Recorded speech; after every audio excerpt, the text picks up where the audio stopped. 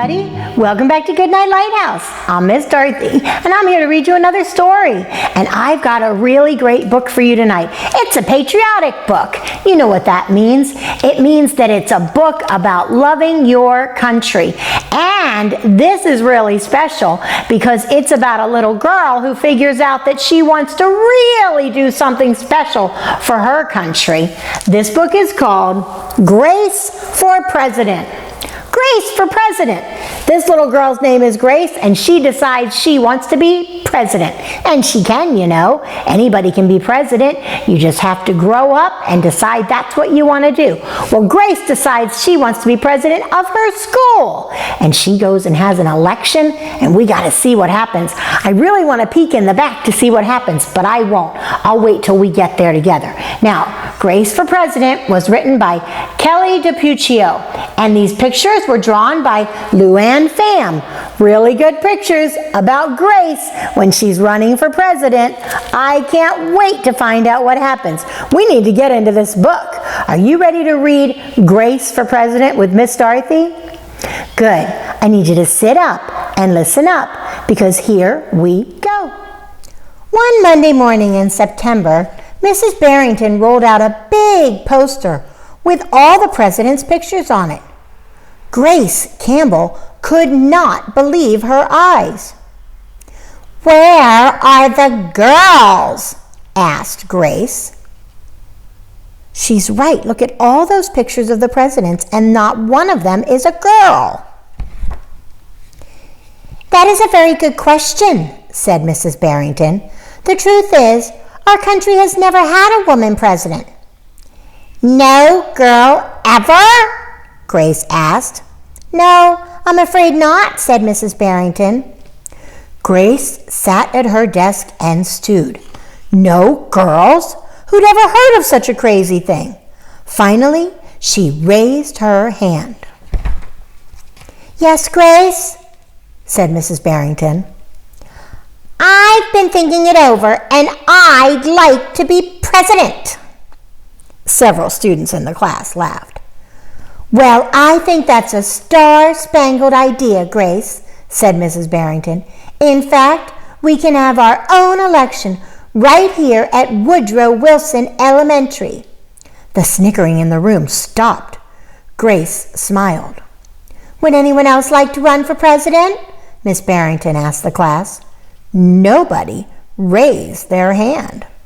Becoming president was going to be easy, Grace thought.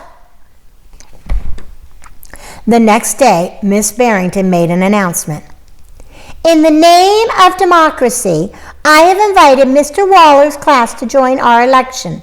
Their class has nominated Thomas Cobb to be their presidential candidate." There is somebody else who wants to be president. It's that little boy named Thomas. Grace's heart sank. Thomas was the school spelling bee champion. His experiments always took a blue ribbon at the science fair, and he was captain of the soccer team. Becoming president wasn't going to be so easy after all, Grace thought. Now Grace is nervous because somebody else wants to be president. The teachers put the name of all 50 states and the District of Columbia into a hat. Everyone except Grace and Thomas got to choose a state. "I'm Texas," said Anthony. "I'm New Hampshire," said Rose. "I'm Michigan," said Robbie. "What does the number 17 mean?" Each state is assigned a number of electoral votes. That number is determined by how many people live in that state, said Miss Barrington. Each of you will be a representative for your state. Altogether, our country has 538 electoral votes.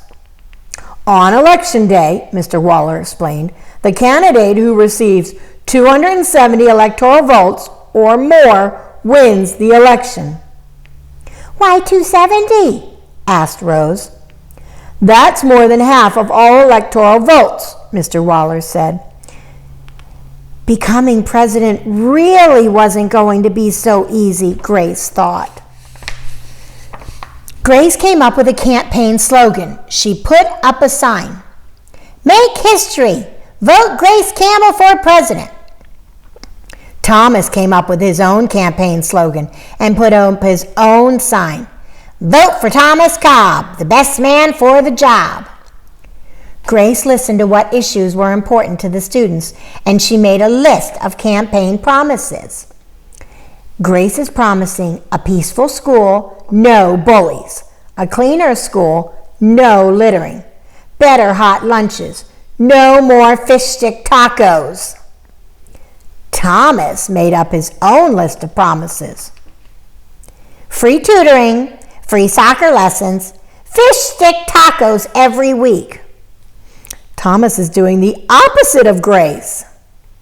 Grace made campaign posters and buttons. Thomas made posters and buttons too. Each week, the teachers set aside time for the candidates to meet with their constituents. Those constituents are the people who are going to vote. Polls were taken. Voters were making their choices.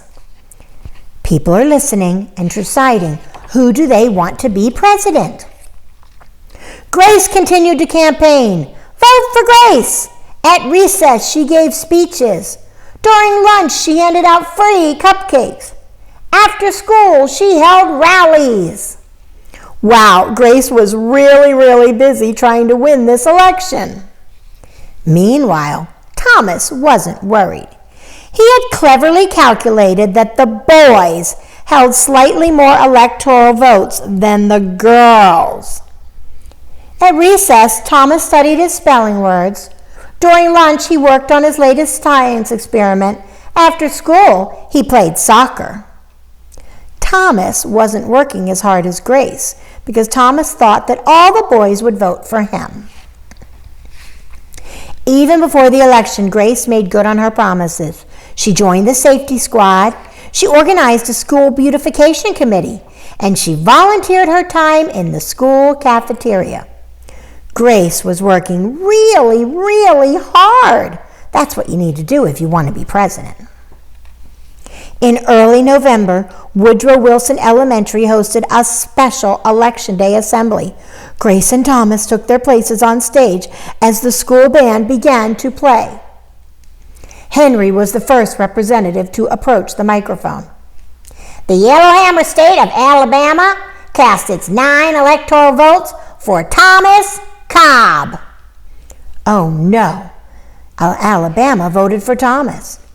Fletcher said, the last frontier state of Alaska cast its 3 electoral votes for the best man for the job, Thomas Cobb.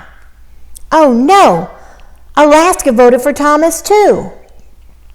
Then Hannah called out, the Grand Canyon state of Arizona cast its 10 electoral votes for Grace Campbell. Yay, Grace got some votes. And so it went. State after state after state cast their electoral votes.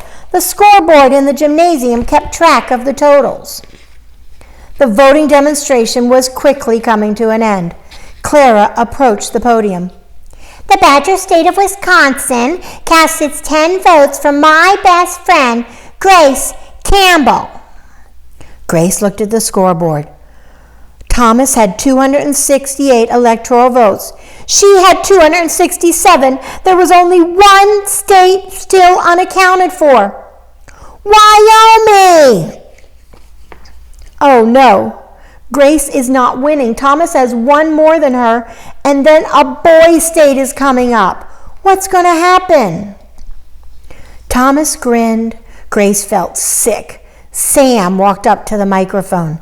He looked at Thomas. He looked at Grace. He looked down at Grace's handmade flag. Sam didn't say a word. What are you waiting for? Thomas whispered. The band stopped playing. All eyes were on Wyoming. Finally, Sam cleared his throat. The equality state of Wyoming cast its 3 electoral votes for...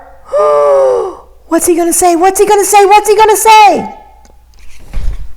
Grace Campbell! Yay! The gymnasium erupted in loud cheers. and a few boos. Mrs. Barrington approached the podium. With 270 electoral votes, the winner is Grace Campbell. Thomas looked stunned. Grace hugged Sam. Why did you do it? She asked. Sam handed Grace his flag because he said, I thought you were the best person for the job. The following week, the students met in Mrs. Barrington's class, were preparing for their career day presentations. Grace volunteered to go first. She stood at the front of the room and glanced at the posters still hanging on the wall. My name is Grace Campbell, and when I grow up, I'm going to be President of the United States. And this time, everyone believed that she would. She won. Grace won the election and became the school president. Isn't that awesome? She determined she wanted to do it. She went through her campaign. She got the votes and she became president of her school. I'm so happy for her. She really wanted that and I'm glad she worked hard to get it. And then what does she say here? She says, now when I grow up, I'm going to be president of the whole country. And you know what? She does. Look at that. When Grace grows up, she becomes president of the whole country. Her dream came true, just like your dream can come true if you just work hard enough to do it. I liked that book. I liked it because it was patriotic. I liked it because it was about my country. And I liked it because it showed that with hard work, you can accomplish anything. I think that's really, really important. But for now, you need to take all that hard work and go to bed.